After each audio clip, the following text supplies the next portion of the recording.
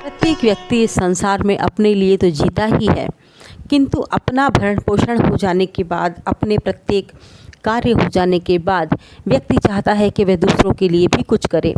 तो कहते हैं कि परोपकार सबसे बड़ा महान पुण्य का कार्य है। परोपकार हमेशा करते रहना चाहिए। प्रकृति में भी जितने भी हमें दृश्य दिखाई देते हैं या हमें पेड़ पौधे नदियाँ इत्यादि दिखाई देती हैं, जितने भी पशु पक्षी इत्यादि दिखाई देते हैं, किसी न किसी प्रकार से परोपकार करते हैं। तो उसका एक उदाहरण इन श्लोकों के माध्यम से बताया गया है। एक श्लोक है, बहुत ही साधारण सा सरल सा श्लोक है और सभी जगह आपको पढ़ने को मिलेगा। परोपकाराय फलन्ति वृक्षा, परोपकाराय वहन्ति नद्यः, परोपकाराय दुहन्ति गावः, परोपकारार्थम इदम शरीरम। कहते हैं कि परोपकार के लिए ही वृक्ष फल देते हैं, परोपकार के लिए ही नदियाँ बहती हैं, परोपकार के लिए ही गायें दूध देती हैं।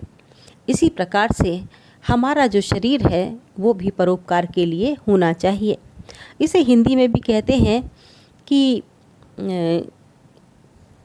वृक्ष कबहु नहीं फल भके, नदी न संचे नीर, और परमार्थ के कारणे साधु धरा शरीर।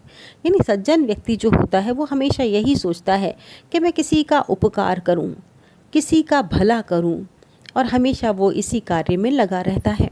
किंतु स्वार्थी व्यक्ति जो होता है वो अपने लिए ही सब काम करता है, स्वअर्थी, स्वयं के लिए ही अपने अर्थ का, अपने शारीरिक जो उसका शारीरिक बल है उसका प्रयोग वो स्वयं के लिए ही करता है। वह व्यक्ति सदैव ही स्वार्थी गिना जाता है।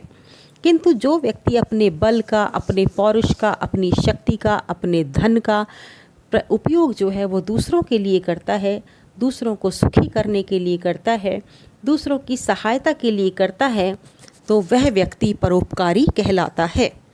तो हमेशा कहते हैं कि व्यक्ति को वृक्षों से शिक्षा लेनी चाहिए। जिस प्रकार से वृक्ष अपने फल स्वयं नहीं खाते बल्कि दूसरों को दे देते हैं, नदियाँ अपना जल स्वयं नहीं पीती, दूसरों को दे देती हैं, गायें भी दूध देती हैं दूसरों के लिए, इसी प्रकार से हमारा शरीर भी होना चाहिए दूसरों के उपकार के लिए।